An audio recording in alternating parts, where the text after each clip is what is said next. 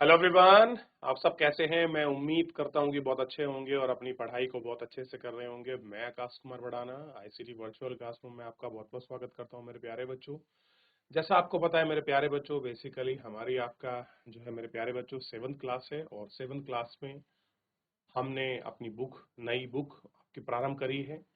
हमारे अतीत सेकेंड यानी कि हिस्ट्री की बुक को पढ़ रहे थे। जैसा कि हम लोग एक लेक्चर उसमें मतलब एक चैप्टर आपका पढ़ चुके हैं और सेकंड आपका चैप्टर में भी हमारा एक लेक्चर हो चुका है। लेकिन कोई नहीं, हम लोग उसको आज वापस से प्रारंभ कर लेंगे, कोई दिक्कत नहीं, क्योंकि शायद बहुत सारे बच्चे उस दिन नहीं रहे होंगे। तो आज हम कंटिन्यू करेंगे। तो मैं सभी बच्चों को बोलना चाहता हूँ कि हमारे अतीत सेकंड जो हमारी बुक है हिस्ट्री यानी इतिहास की, उसी बुक को लेकर आएंगे क्लास में प्रॉपर। उसी से हमारा अपनी पढ़ाई होगी। तो बिल्कुल भी जो बच्चे अभी अपने क्लासों में नहीं बैठे हैं, बेटा बैठ जाइए, सभी बैठ जाएं आप, ताकि हम लोग अपने समय पर अपनी कक्षा को प्रारंभ कर पाए। चलिए, तो लेसन नंबर 2 हमारे सामने है, राजा और उनके क्षेत्र। क्या है? लेसन नंबर 2 हमारे सामने है, राजा और उनके क्षेत्रों को हम लोग आपका देखा। ठीक है। 7वीं शताब्दी के बाद कई राजवंशों का उदय हुआ। 7वीं शताब्दी यानी कि अगर आप देखोगे 600 के आसपास की बात चल रही है, तो बहुत सारी चीजें यहाँ, बहुत सारे नए नए राजवंश का उदय हो रहा है। मानचित्र वन में आप उपमहाद्वीप के विभिन्न हिस्सों में 7वीं से 12वीं शताब्दी के बीच शासन करने वाले प्रमुख राजवंशों को दिखाया गया है। यानी कि 7 से जो 12 के बीच में जो राजवंश हैं, जिन लोगों ने शासन किया, उनको हम बेसिकली इस लेक्चर में पढ़ने का और जानने का प्रयास हम लोग करेंगे। अगर आप देखोगे, ये आपको दिखाई देगा। अब थोड़ा सा आप देखिए, कहीं पर आपको चौहान दिखाई देंगे, कहीं पर आपको गुर्जर प्रतिहार, कहीं पर परमेर, चंदेल, बनारस, ये सारे आपको दिखाई देंगे। कहीं चोल दिखाई देंगे, चेर, पांडियन, वैगई, ये सारे आपको दिखाई देंगे। देखिए,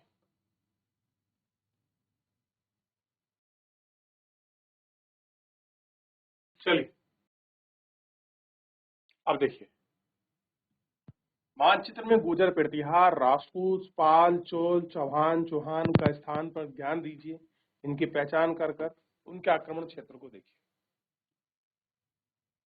अब है नए राजवंशों का उदय। 7वीं शताब्दी के आते आते उपमहाद्वीप में विभिन्न भूभाग पर बड़े भूस्वामी और योद्धा सरदार अस्तित्व में आ चुके थे। उपमहाद्वीप, मैं उपमहाद्वीप को आपको समझा चुका हूं। उपमहाद्वीप क्या होता है? राजा लोग प्राय अपने महातत यानी कि सामंत के रूप में मान्यता देते रहे। देखिए, कोई ना कोई राजा अपने किसी नजदीकों को सामंत बना रहा था। सामंत का मतलब था उनके अंतर्गत काम करने वाले, उनके आदेशों को मानने वाले, या फिर जो उनकी सहायता के लिए वो जो काम करते थे। उन्हें उम्मीद की जाती थी कि वे राजा या स्वामी के लिए उपहार लाएं, दरबार में हाजिरी लगाएं, क्या करें। तो देखो, मैंने क्या बताया आपसे, ये ऐसा आपका टाइम था जहां पर नए राजवंश उदय हो रहे थे, सामंत के रूप में मान्यता मिली। उनसे उम्मीद की जाती थी, किन से उम्मीद कर रहे थे कि भैया जो आपके सामंत हैं, उनसे उम्मीद की जाती थी कि वे राजा या स्वामी के लिए उपहार लाएं। क्या उम्मीद की जाएगी? कि वो राजा के लिए, स्वामी के लिए उपहार लाएं, उनके दरबार में हाजिरी लगाएं, उन्हें सैन्य सहायता प्रदान करें, अधिक सत्ता और संपदा हासिल कराने के लिए सामंत अपने आप को महासामंत, महामंडलेश्वर, पूरे मंडल का स्वामी इत्यादि घोषित कर देते थे। और कभी कभी वे अपने स्वामी के अधिपति से स्वतंत्र हो जाने का दावा भी करते थे। क्या करते थे? अपने अधिपति से स्वतंत्र होने का वो दावा भी करते थे। यानी कि आप पहले वो किसी के अधीन थे, बाद में उन्होंने अपने आप को मना कर दिया कि हम स्वतंत्र हो गए। ऐसे ही बहुत सारे सामंत तो आपके राजा बनेंगे। इस तरह का एक उदाहरण दक्कन में राष्ट्रकूटों की शुरुआत में आया। क्या है? ऐसा ही एग्जाम्पल कहाँ मिलता है? दक्कन में जो आपके राष्ट्रकूट वंश है, इनका शुरुआत में कर्नाटक के चालुक्य राजाओं के अधीन थे। क्या थे? शुरुआत में कर्नाटक में जो चालुक्य वंश चल रहा था उनके अधीन थे कौन? राष्ट्रकूट। बाद में फ्री हो गए। 8वीं शताब्दी के मध्य में एक राष्ट्रकूट प्रधान दंती दुर्ग ने अपने चालुक्य स्वामी के अधीनता से क्या करा? अधीनता से इनकार कर दिया कि चालुक्य स्वामी था कौन? राष्ट्रकूट। चालुक्य स्वामी के अधीन कौन थे? दंती दुर्ग। और दंती दुर्ग ने उनकी अधीनता मानने से मना कर दिया और वो क्या बन गए? और उन्होंने अपना नया राजवंश स्थापित किया जिसको हम कहते हैं राष्ट्रकूट। ठीक, उन्होंने अधीनता से इनकार कर दिया और उसको हराया और हिरण्य गर्भ, सोने का गर्भ नामक एक अनुष्ठान कराया। उस जमाने में कोई राजा अपनी प्रतिष्ठा दिखाने के लिए क्या करते थे? बड़े बड़े आयोजन, जैसे आज बड़ी सभाएं होती हैं, सभागार होते हैं, उस समय वो लोग बड़े बड़े हवन पूजन इत्यादि कराते थे। ठीक, जब यह अनुष्ठान ब्राह्मणों की सहायता से संपन्न किया जाता था तो यह माना जाता था कि यह याचक जन्मा क्षत्रिय ना होते हुए भी क्षत्रिय में द्वारा छत्रत्व प्रदान कर रहा है। यानी कि ये कहा गया कि भले ये क्षत्रिय पैदा ना हुआ हो, याचक का मतलब होता है व्यक्ति, तो भले ही वो आपका क्षत्रिय ना हो लेकिन उसने द्वारा क्षत्रत्व तत्व आपका प्रदान कर लिया है हिरण्यगारव नामक आपका अनुष्ठान कराकर।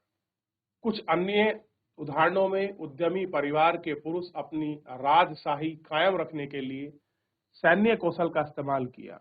मिसाल के तौर पर कबंध, मयूर श्रवण और गुर्जर प्रतिहारों ने हरिश्चंद्र ब्राह्मण थे। कह रहे हैं कि गुर्जर प्रतिहार जो थे हरिश्चंद्र आपके ब्राह्मण थे। उन्हें अपनी परंपरागत पेशे छोड़कर शस्त्र अपना लिया और क्रम से कर्नाटक और राजस्थान में अपने राज्य में सफलतापूर्वक आपका क्या हो गए? स्थापित हो गए। कैसे हो गए? सफलतापूर्वक स्थापित। देखिए, चलिए, राज्यों में प्रशासन।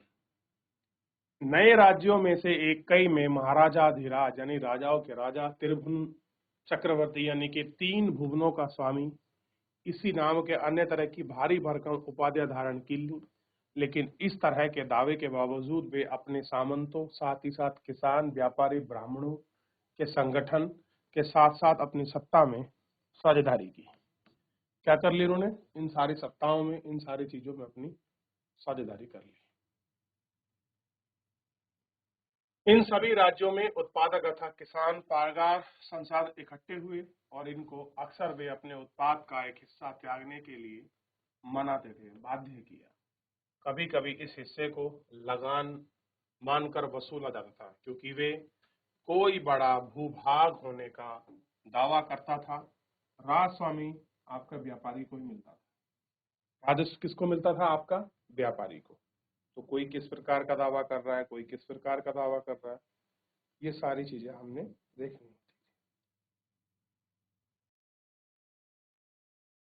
अब देखिए,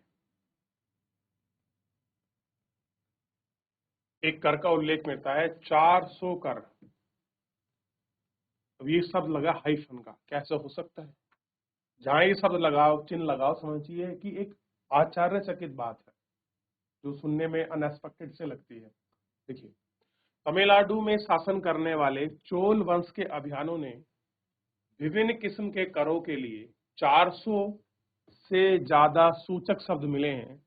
सबसे अधिक उल्लेख कर में बेटी, बेट, बेटी बेटी नहीं बेदी, बेटी नामक कर की जबरन श्रम के रूप में उल्लेख है। यानी कि ये ऐसा कर था जिससे व्यक्ति को पैसे के रूप में लेके जबरन आपका लेबर श्रम के लिए लेते थे। यानी जबरन श्रम आपका कमदाई यानी कि भू राजस्व था। मकान का छज्जा डालने पर लगने वाला कर, खजूर ताड़ के वृक्ष पर चढ़ने वाले सीढ़ी के लिए इस्तेमाल अगर आप कर रहे हैं तो उस पर कर लगेगा। लगान पर कर, पारिवारिक संपत्ति पर कर, उत्तराधिकार हासिल करने पर कर, ये सारे टैक्स, इन सारी चीजों का उल्लेख इसमें किया जाता है।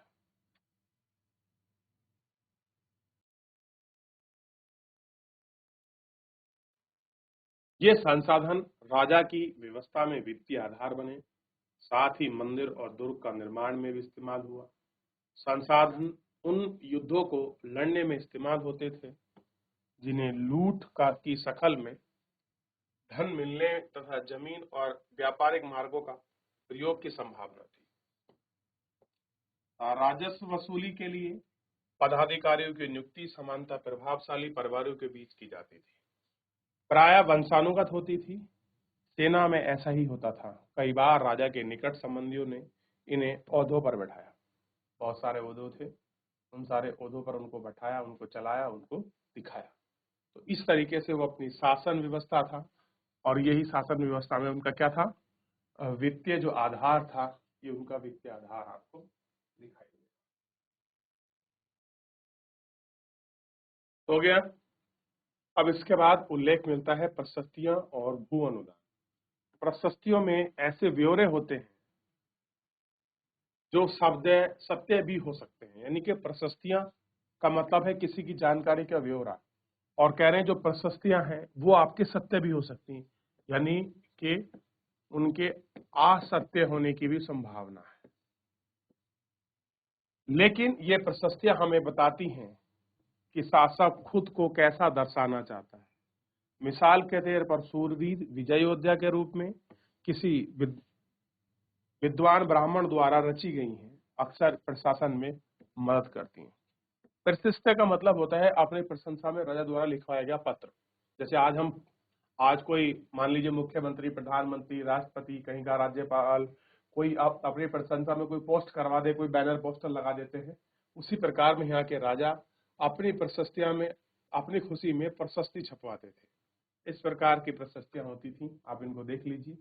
क्लियर है? उस समय आपका डिजिटल फेसबुक, व्हाट्सएप नहीं था, आज सब कुछ है। तो पहले आपके प्रशस्तियां अपने बारे में, अपने प्रचार प्रसार करने के लिए इस तरीके का माध्यम होता था। उस जमाने में आपका ऐसा माध्यम था। क्लियर है? तरीका वही है, माध्यम बदल।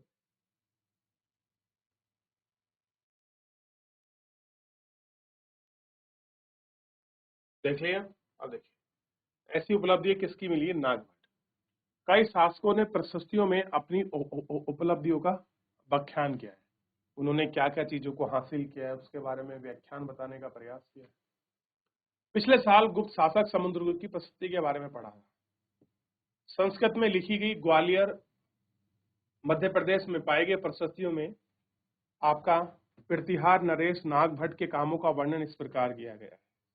आंध्र सैंधव यानी कि सिंध, विदर्भ यानी कि महाराष्ट्र का हिस्सा, कलिंग उड़ीसा का हिस्सा के राजा के आगे सभी धराशायी थे जब वे राजकुमार थे। यानी कि नागभट्ट ने अपनी प्रशंसा में सब शासकों को हराया है और बाप का धराशायी किया है। इसका उल्लेख वो अपनी प्रशस्ति के माध्यम से बताना चाहता है। उन्हें कन्नौज के शासक चक्र युद्ध में विजय थे। उन्हें बंगाल, अनंत हिस्सा, मालवा, किरात, तुरत, इन सब चीजों को हम के रूप में आपका दिखाई देता है। ठीक है। राजा लोग प्राय ब्राह्मणों को भूमि दान में पुरस्कार देते थे। मान लीजिए किसी ब्राह्मण ने कोई बढ़िया यज्ञ कर दिया, कोई अनुष्ठान कर दिया, कोई ऐसी चीज कर दी, तो उसको पुरस्कार के रूप में क्या मिलेगी? भूमि मिलती थी। ये ताम पत्रों पर अभिलेखित होती थी, इस तरह के पत्रों पर रिकॉर्ड के रूप में जो भूमि पाने के लिए दिए जाते थे। तो इस तरीके से ये होता था। कह रहे थोड़ा संस्कृत, थोड़ा तमिल, और आपके तमिल पात्रों में 9वीं शताब्दी के शासक में इन लोगों ने लिखा है कि जो आपके 9वीं शताब्दी के शासक हैं उनमें उल्लेख मिला है। तो कैसी भाषा थी? संस्कृत और तमिल, और अन्य क्षेत्रीय भाषाओं में भी हो सकते थे। इन तरीकों से सारे में इस तरह से इनको व्याख्याकित या आख्यान किया गया, उनके बारे में लिखा पढ़ा गया, और आप इनको देख सकते हैं।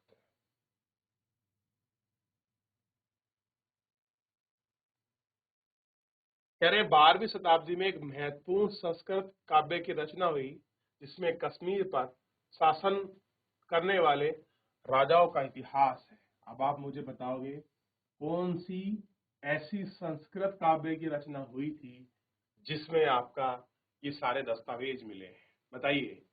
तो क्या आपने राज तरंगिणी नामक संस्कृत काव्य का नाम सुना जो आपकी कल्हण ने लिखी थी? राज तरंगिणी, इसे कल्हण नामक एक रचनाकार द्वारा रचा गया था। कल्हण ने अपनी वृतांत, वृतांत का मतलब होता है जब कहीं आदमी घूमने जाता है तो अपने एक्सपीरियंस को लिखता है, शिला दस्तावेजों प्रत्यक्षदर्शियों का वर्णन किया है और पहले इतिहास के अनेक तरह के स्रोतों का इस्तेमाल किया है। इस परिस्थितियों में लेखों ने विभिन्न अक्षर शासकों में उनकी नीतियों के बारे में आलोचना का रुख दिखलाई है। इसलिए 12वीं शताब्दी में ये असाधारण ग्रंथ है। यानी उस जमाने के टाइम में बड़ा यूनिक, असाधारण का मतलब होता है जिसकी हम व्याख्या ना कर सके, जिसके बारे में हम बता ना सकें कि कितना महत्वपूर्ण है। यानी कि जो बहुत महत्वपूर्ण हो, जो शब्द भी हो, उसको हम असाधारण कह देते हैं। तो सारी रचना, सारी चीजें ये हमको इसमें दिखाई दी। देख लिया।